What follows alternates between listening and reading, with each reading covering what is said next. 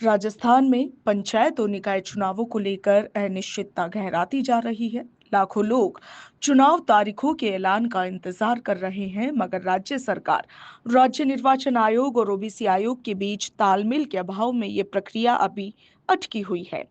इस बीच बीजेपी के दिग्गज नेता मानवेंद्र सिंह जसोल का एक बड़ा बयान इस पर सामने आया है। दरअसल कुछ दिन पहले ही कर्नल मानवेंद्र सिंह जसोल को बाड़मेर, जैसलमेर और बालोतरा जिलों की जिम्मेदारी सौंपी गई है। इसका मतलब है कि इन तीनों जिलों में पंचायत राज चुनाव के लिए टिकट बांटने से लेकर हर एक प्रक्रिया में कर्नल मानवेंद्र सिंह जसोल अहम भूमिका निभाने वाले हैं। हालांकि आप देखिए कि पंचायत चुनावों को लेकर अभी तक तारीखों की घोषणा नहीं हुई है।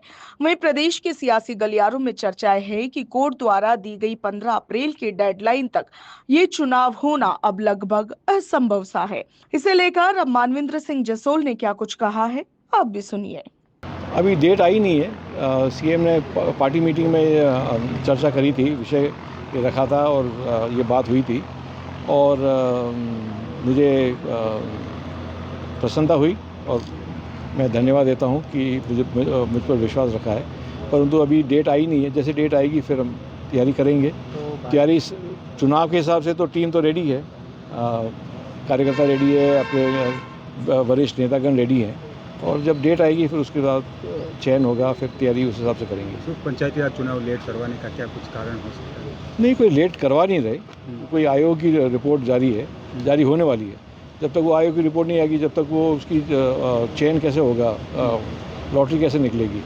भाजपा सरकार की क्या कुछ तैयारियां है पंचायत राज चुनाव की? बिल्कुल तैयारी है, पार्टी की तैयारी है। आप देखिए कि भले ही तारीखों की घोषणा अभी तक ना हुई हो, मगर राजनीतिक दलों ने अपनी अपनी तैयारियां शुरू कर दी है। उधर निकायों और पंचायतों में नियुक्त प्रशासक मनमाने ढंग से हजारों करोड़ रुपए का बजट खर्च कर रहे हैं।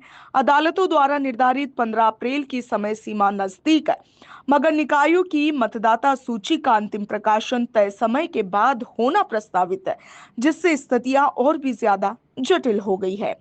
फरवरी में आयोग ने राज्य सरकार को पत्र लिखकर 400 ग्राम पंचायतों के अधूरे आंकड़े उपलब्ध करवाने की बात कही थी, मगर वो डेटा भी अभी तक मिल नहीं पाया है। आयोग का कार्यकाल 31 मार्च को समाप्त हो रहा है और अभी तक बढ़ाया नहीं गया है। आप देखिए कि मई 2025 में गठित आयोग का कार्यकाल पहले ही 2 बार बढ़ चुका है। ऐसे में अब देखना यह होगा कि आगे इस मामले में क्या कुछ निकल कर सामने आता है। Bureau report, Punjab Kesari, Rajasthan.